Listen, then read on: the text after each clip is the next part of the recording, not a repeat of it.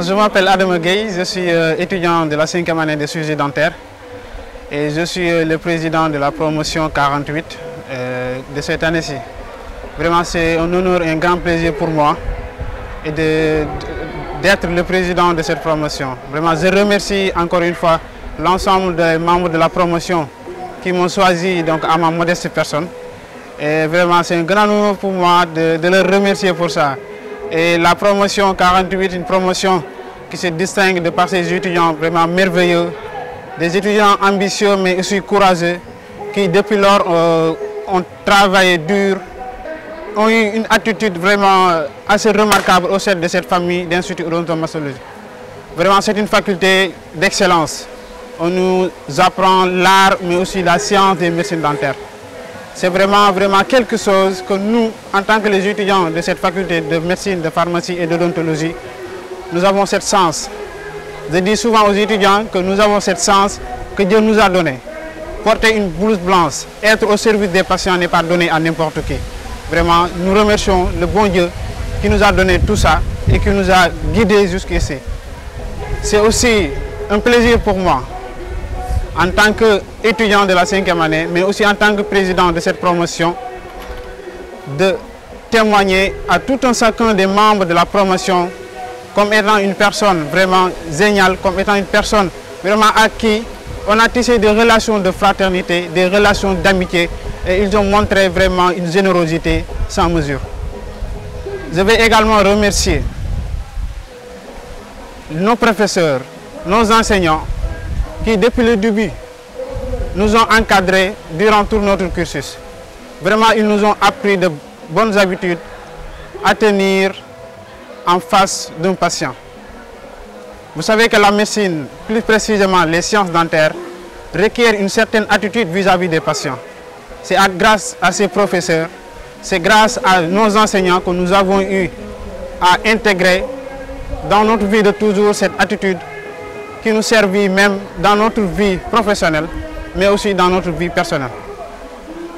Vraiment, je vais remercier encore une fois tous les membres de la promotion, tous les étudiants de la faculté de médecine, de pharmacie et d'odontologie, et plus particulièrement les délégués des amphis, qui à chaque fois sont à la hauteur, mais aussi à la mesure de répondre aux attentes des étudiants.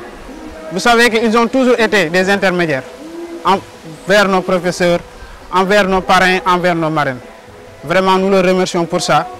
Et nous disons que la promotion 48 sera une promotion qui va marquer son empreinte ici dans cette belle famille d'instituts de stomatologie qui est le socle d'édifice. Nous avons choisi comme identification de notre promotion le socle d'édifice. Pourquoi? Parce que vous savez, en construisant un bâtiment, il faudrait qu'il y ait un socle vraiment solide. Et nous avons construit cette promotion à la base de connaissances, à la base de générosité, à la base de fraternité, mais à la base de toutes choses qui pourraient faire en sorte que la promotion 48 ait vraiment cette belle statut au sein de cette belle famille d'odontologie. Vraiment, je remercie encore une fois les membres de la promotion et l'ensemble des étudiants de la faculté de médecine et de pharmacie. Je vous remercie.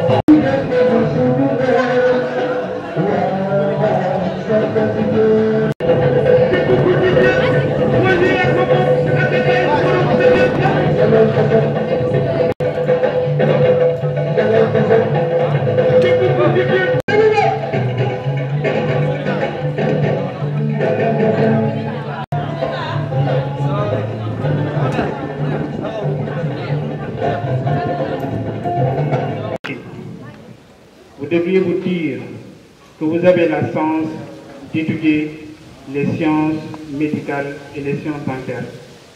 Nos amis médecins ont souvent tendance à nous dire que nous sommes des mécaniciens, mais ils ont tort. Nous apprenons en plus des sciences dentaires, la médecine, la pharmacie. Nous ne travaillons pas sur seulement la bouche du patient.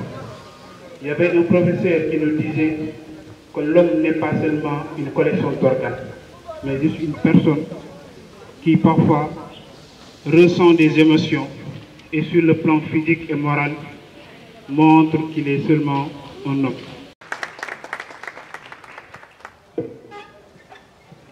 Donc pour ne pas les étudiants,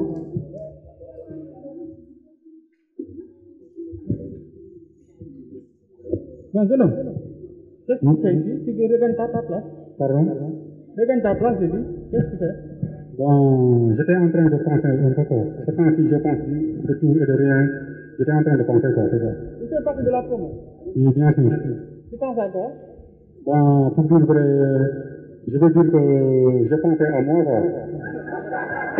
S'il vous plaît, s'il vous plaît, s'il vous plaît. Jeune homme, regagne ta place. Mais laissez-moi terminer, laissez-moi terminer, monsieur. Regagne ta place, jeune homme. Sinon, je vais te foutre dehors. D'accord.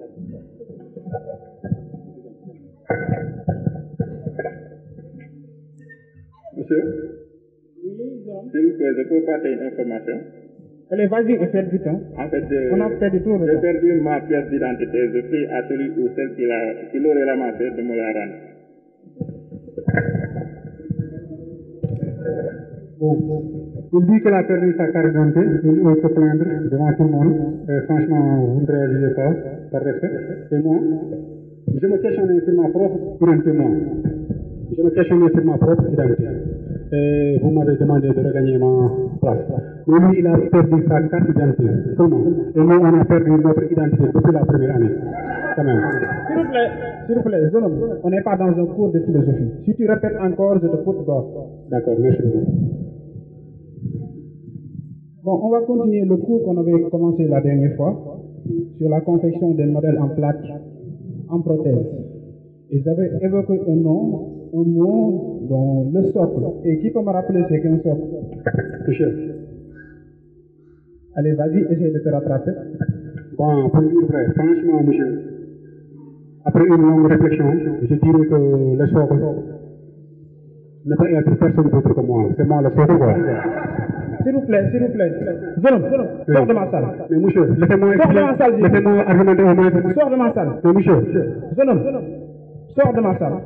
Monsieur, s'il vous plaît. Je vous adresse pas la parole. Non, vous m'avez adressé. Allez, sortez tous les deux dans ma salle. D'accord, je vais compter avec vous. Ouais, qui m'en sort, ouais. À chaque fois, c'est comme ça. Il crée des problèmes. S'il vous plaît, s'il vous plaît. On va continuer, hein. Je vous avais dit tout à l'heure, évoquer le mot du socle. Imaginez, vous avez un modèle et qu'il n'y ait pas de socle.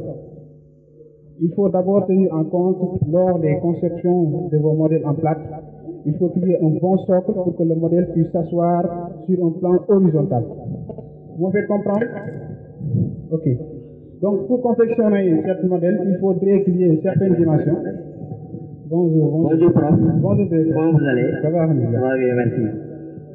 J'aimerais savoir c'est quoi le problème entre vous et ces étudiants-là? Bon, ces étudiants-là sont indisciplinés, quoi. Le gars-là, bon, je suis en train de faire mon cours et j'ai demandé une question à savoir qu'est-ce que c'est qu'un socle. Ils m'ont dit le socle, c'est moi. Ah bon? Et l'autre là, il a essayé de montrer une preuve de solidarité. Et Ah oui, je dis que là, c'est la solidarité là. Ah, les études ont maintenant changé, monsieur, vous êtes devenu marrant là. Et si je vous demande pourquoi vous dites que le socle c'est vous, donc avec la proposition de votre professeur, donc s'il est d'accord, vous pouvez nous expliquer c'est quoi le socle, selon vous quoi. Et si le prof est d'accord, on va vous donner une dernière chance pour vous redonner votre place. Et avec l'accord du professeur. Oui, bon, il fait ce qu'il veut, hein. L'essentiel, de faire vite, de faire mon cours, je dois partir. D'accord, allez. est-ce que je peux vous demander une faveur, monsieur le directeur? Parce que mademoiselle Wade, elle n'a rien fait, franchement. C'est juste sa gentillesse qui a poussé jusqu'ici. Est-ce que vous pouvez le pardonner pour qu'elle puisse revenir sa place? Allez, vas-y. Non, merci. Professeur, est-ce que je peux... Je ne m'adresse pas à la parole. Fais tout ce que tu veux. D'accord. Bon, pour dire le socle, j'ai dit que le socle c'est moi, mais franchement, Jeune homme, peut-être vite. le socle, j'ai dit le socle c'est moi, mais C'est ton problème, ça. monsieur, j'ai dit le socle c'est moi, quoi. Allez, explique-nous. Mais bon, j'ai pas le mot, quoi, franchement. Je préfère sortir. Jeune homme, dégage. Vraiment, là, les générations d'aujourd'hui, je ne comprends même pas. S'il vous plaît, monsieur. Saute. S'il vous plaît. Je peux... Fais tout ce que tu veux, jeune homme. D'accord. Bon. Si je dis que le socle c'est moi, voilà les preuves, quoi. C'est bel et bien moi, le socle. Parce que le socle est composé de 5 lettres. Franchement, il y a le X, il y a le O, il y a le C, il y a le L, il y a le E. Et tous ces lettres-là ne deviennent qu'une seule personne, moi. Pour le S,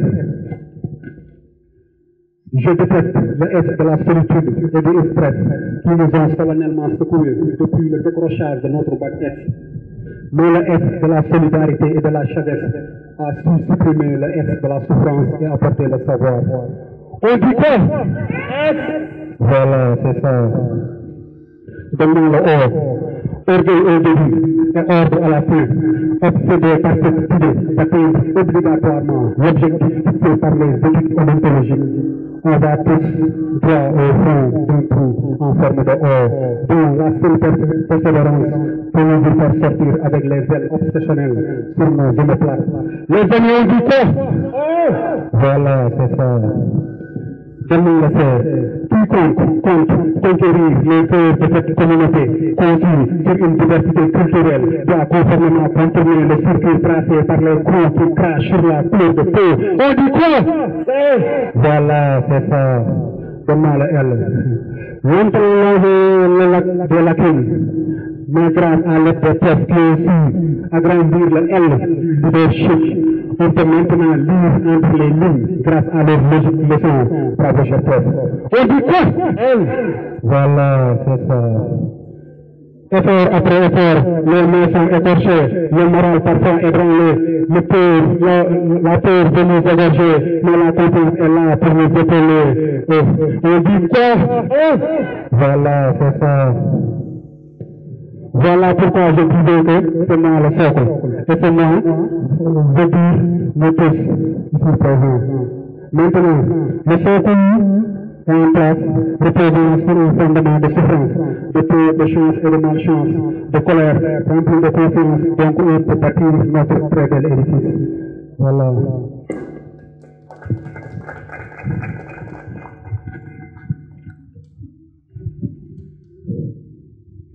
Après le socle, il faut bâtir un édifice. Voilà, voilà.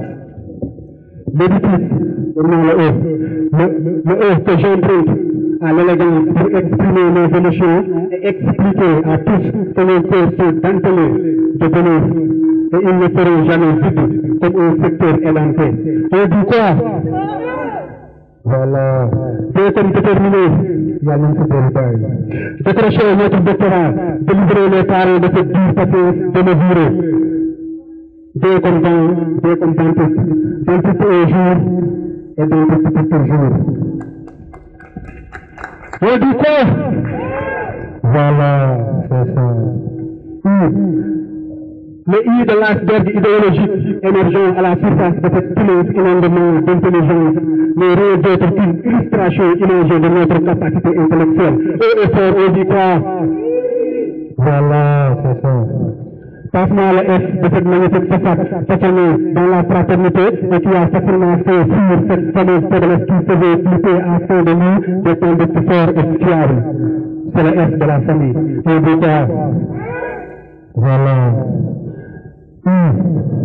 Instant inédit de mettre le point sur les I en faisant savoir que nous sommes irréversiblement la meilleure preuve depuis l'inauguration de cette immense institut. On dit quoi? Voilà. C'est commandé par le colonel Connaissance qui nous charge de conquérir le cosmos avec ce qu'on a dans le crâne et dans le cœur.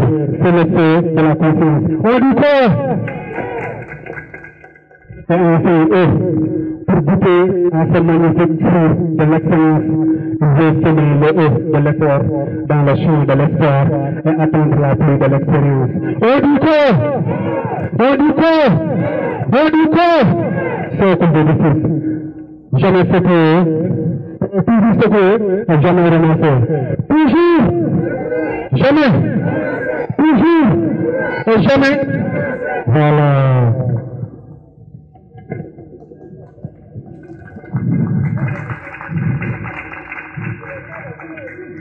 Bon, on peut dire qu'il est un savant fou, hein, quand même. Il a été trop convaincant, quoi. Bon, allez, vas-y.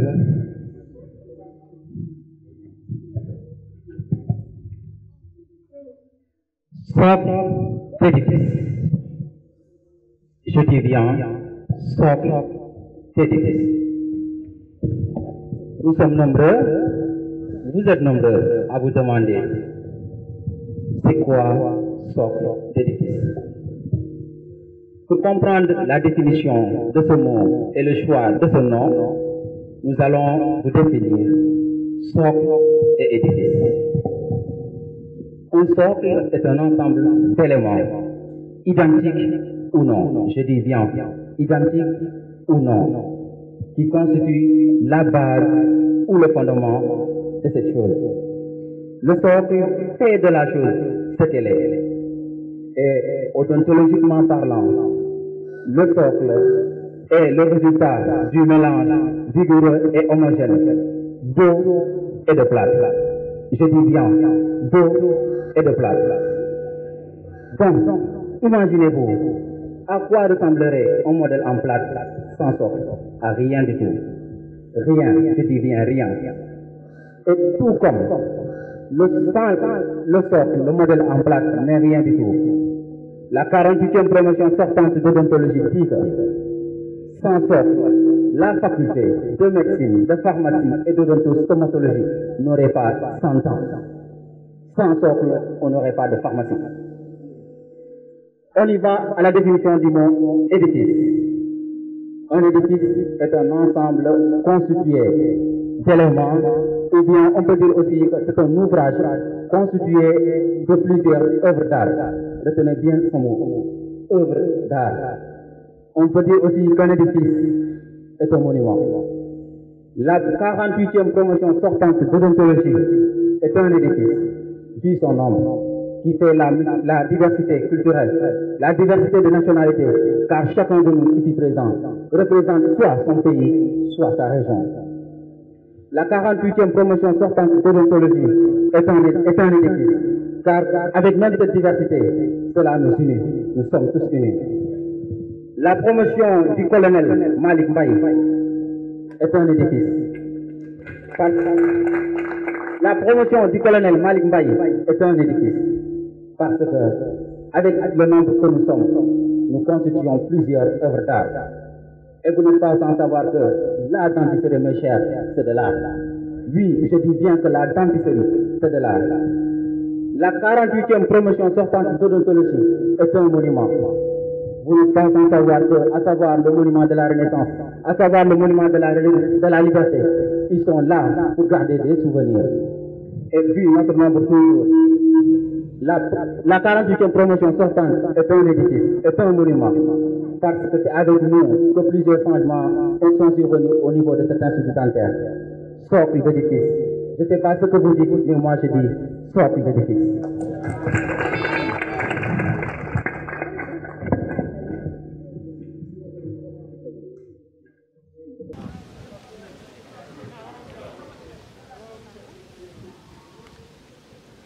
Socle d'édifice, socle d'édifice, socle d'édifice, toujours renoncé, jamais renoncé.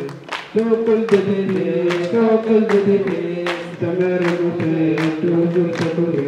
Socle d'édifice, jamais renoncé, toujours secouru.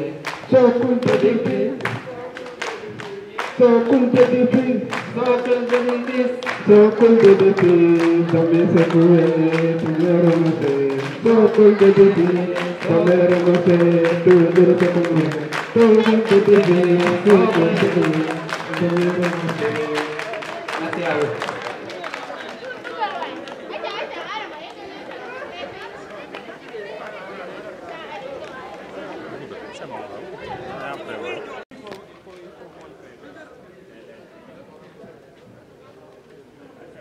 Vraiment, merci beaucoup à tous nos amis, à tous nos camarades de la faculté de médecine, de pharmacie et d'odontologie. Nous vous remercions de votre présence et nous aimerons éclaircir que vous n'avez pas vu le parrain, vous n'avez pas vu la marraine de cette promotion. C'est à la dernière minute qu'ils ont eu un empêchement. C'est la raison pour laquelle ils n'ont pas pu venir de cette journée de lancement du programme de la promotion 48. L'ensemble des invités ici présents et vous dire que nous avons ressenti vraiment une profonde gratitude en vous disant que vous avez toujours tissé ce lien de solidarité, ce lien de fraternité, et ce qui fait de vous vraiment des hommes merveilleux, des gens vraiment à qui nous nous oublions jamais de votre présence au sein de cette faculté de pharmacie et d'odontologie. Vraiment, moi, merci beaucoup encore une fois. Et tout à l'heure, Inch'Allah, vous aurez une collation ici dressée à la table.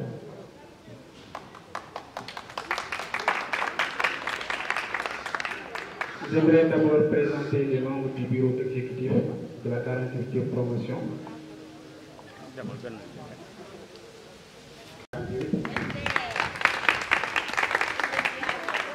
Il y a Ousmane Toul qui est le président de la commission socio-culturelle de la promotion 45.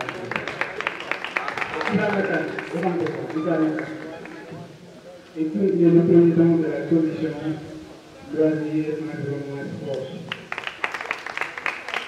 Il y a Mohamed Hussein qui est le président de la relation extérieure ici au sein du département, mais aussi au niveau de la faculté de la. Nous avons aussi la présidente de la commission d'organisation de l'année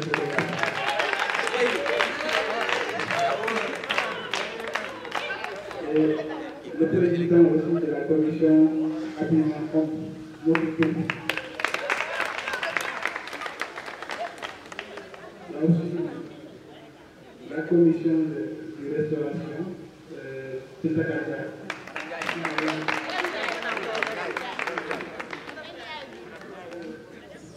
y a aussi Massa Sissé, qui est le président de la commission de formation.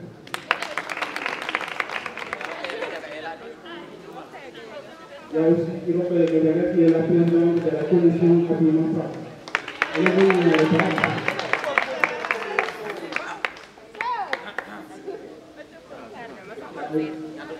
Il y a aussi Madame Tandou Assisa, qui est la présidente de la commission de. Il y a aussi Pape Alassane Sissoko, qui est chargé de gérer la commission commissaire pour compte.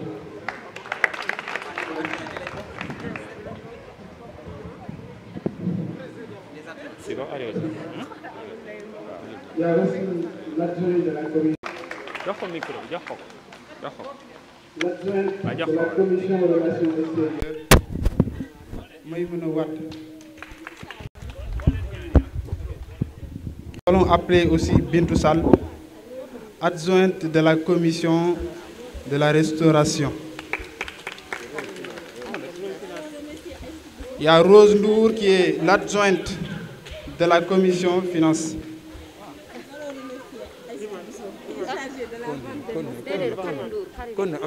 Qui est l'adjoint de la commission sport, environnement et loisirs.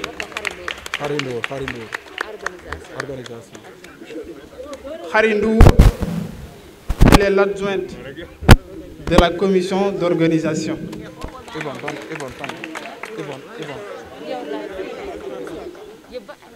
Yvonne, elle est l'adjointe de la commission habillement femmes. Il y a aussi Baymon Raoult, qui est l'adjoint de la commission habillement hommes.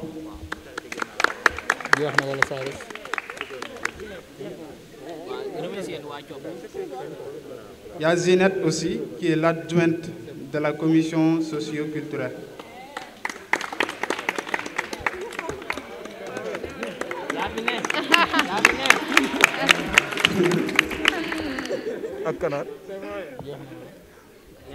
Voici l'ensemble des membres du bureau de la commission de la promotion 48. Socle d'édifice, jamais renoncé, toujours secoué. Ensemble les gars, ensemble.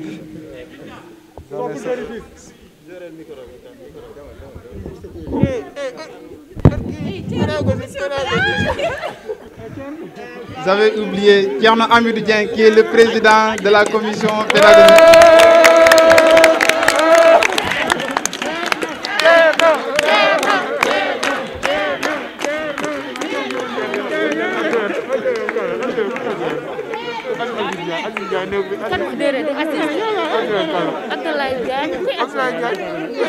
Abdallah nekk fi Abdallah mi fi.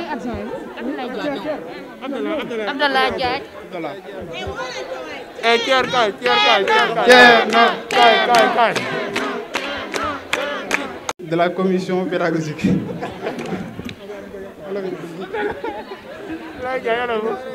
y a trop de commissions. Kay Thier.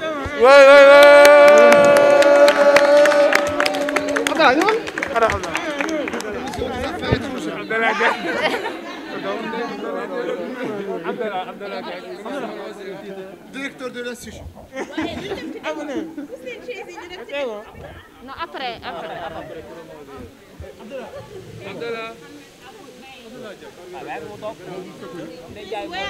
Abdallah doo ñëw fi yow.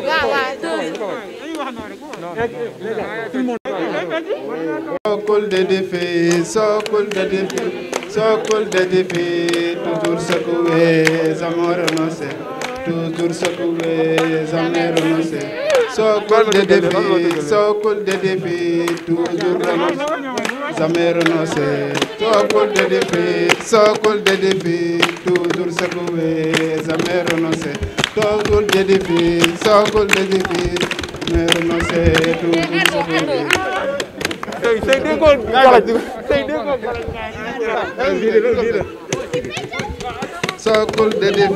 Socle de défi, toujours secoué, jamais renoncé. Socle de défi, toujours secoué, jamais renoncé. Socle de défi, toujours secoué, jamais renoncé. Socle de défi, toujours secoué, jamais renoncé. Socle de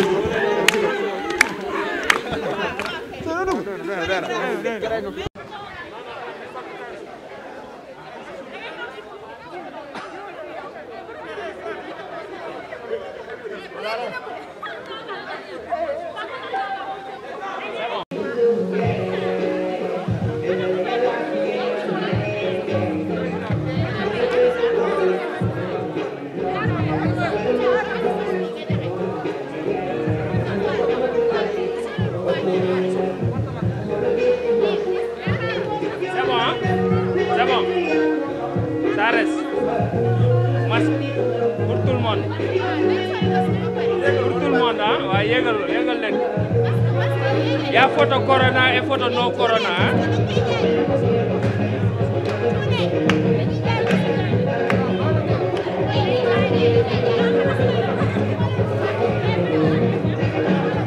C'est bon, hein?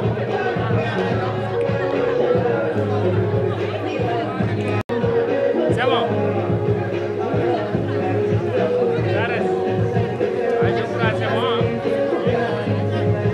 Ok.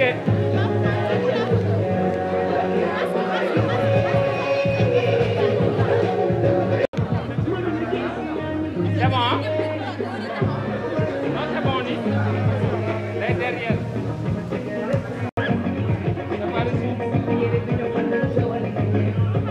Encore. Les délires, hein? Les deux mains. 1, 2, 3, 6. Ok, encore. Merci.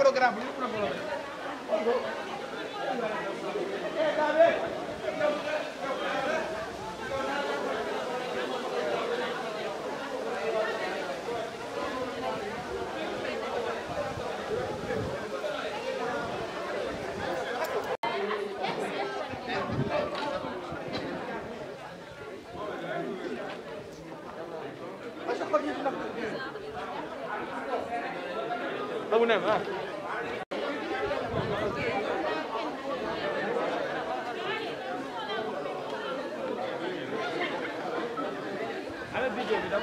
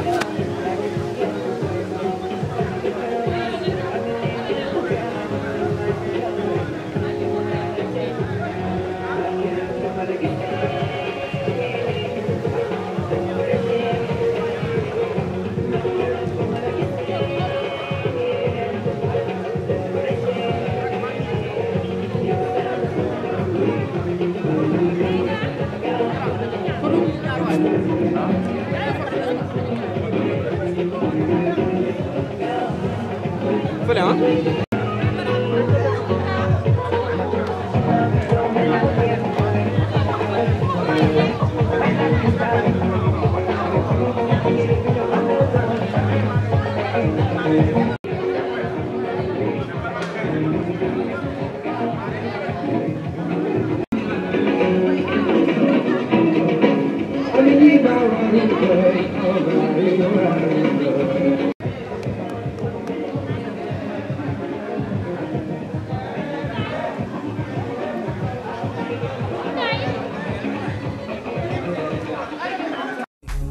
Aikolana buso wami aukolana ilondoloze zuhambe nami ilondoloze aikolana buso wami aukolana ilondoloze